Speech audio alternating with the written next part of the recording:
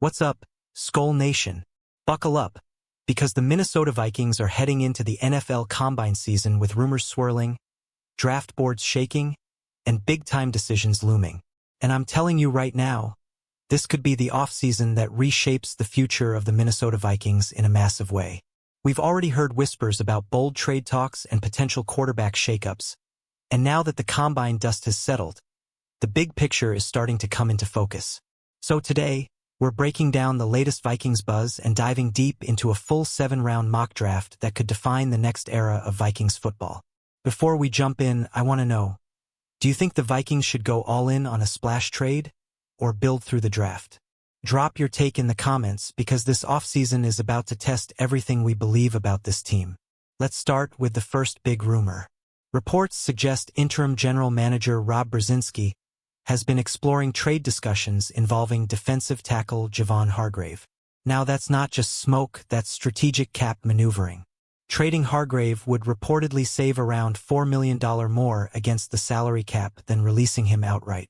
And in today's NFL, every dollar matters, especially when you're trying to stay flexible heading into free agency and draft season. But here's the real question. Are the Vikings ready to reshape the defensive front again? Because if Hargrave moves, that signals confidence in Brian Flores' ability to develop younger, cheaper talent. And then there's the quarterback rumor that really shook the fan base. The idea of a potential trade for Indianapolis Colts quarterback Anthony Richardson. That would be a seismic shift for the Minnesota Vikings. Richardson represents upside, raw, explosive, high-ceiling talent. Bringing him in would completely change the dynamic inside the quarterback room and possibly redefine Kevin O'Connell's offensive vision. But is that the direction this franchise wants to go? High risk, high reward, or steady development? That's the tension right now, and it makes this offseason one of the most fascinating in recent Vikings history. Now that we're through the Combine, draft boards are shifting. Players who tested through the roof are rising, and others may be sliding. That's where things get interesting for the Vikings at pick 18. In this mock scenario, the Minnesota Vikings select Mansour Delane, cornerback out of LSU. And let me tell you, that would be a statement pick for Brian Flores' defense. Delane thrives in man coverage. He sticks to receivers like glue and attacks the football with confidence. His football IQ jumps off the tape, and in a Flores system built on aggression and disguise, that matters. Some scouts question his top-end athleticism compared to guys like Avion Terrell or Jermud McCoy, but sometimes instincts and intelligence outweigh pure testing numbers.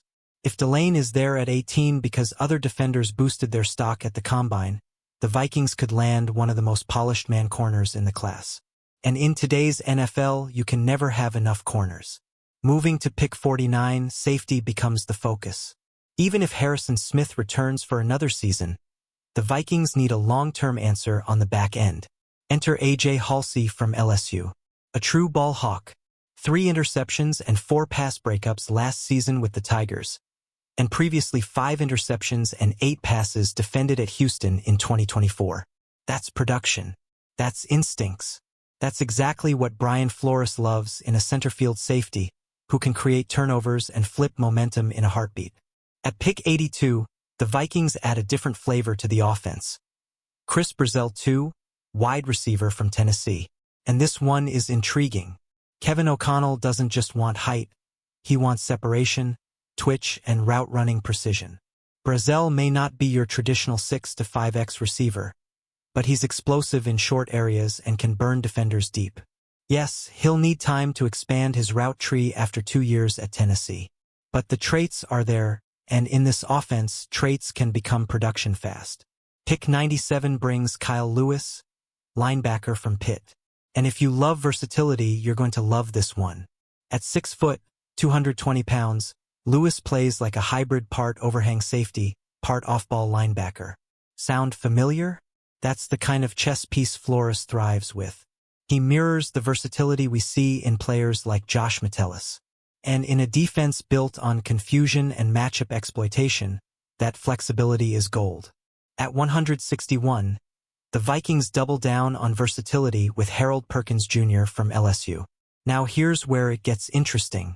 Perkins burst onto the scene as a true freshman, and some even projected him as a future edge rusher. But at 6'1" and 220 pounds, that role didn't fully materialize.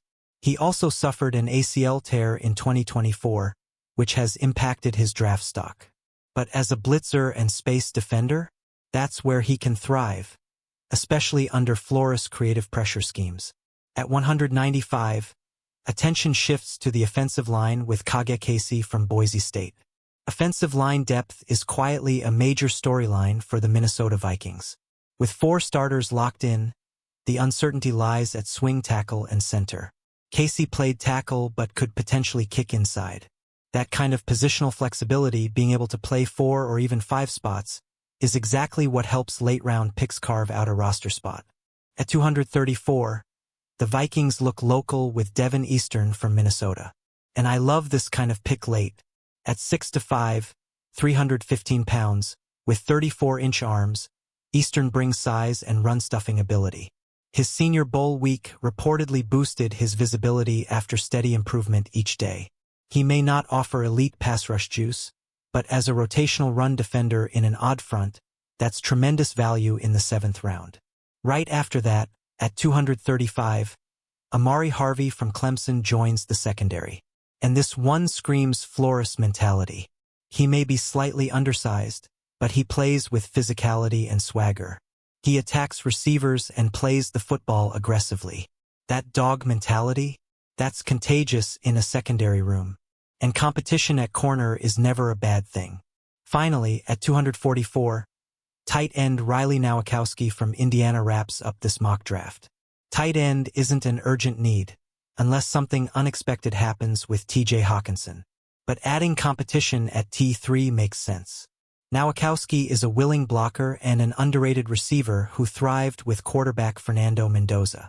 So there you have it, SKOL Nation, a full 7-round vision of how the Minnesota Vikings could attack this draft. Defensive versatility, secondary playmakers, offensive depth. It's a balanced approach. Now I want to hear from you. Which pick do you love? Which one would you change? And do you think the Vikings should prioritize a quarterback move before draft night? If you enjoyed this deep dive into Noticias dos Minnesota Vikings news, make sure to like the video, subscribe to the channel, and share it with every Vikings fan you know. The road to the season starts now, and we're covering every twist and turn together. SKOL.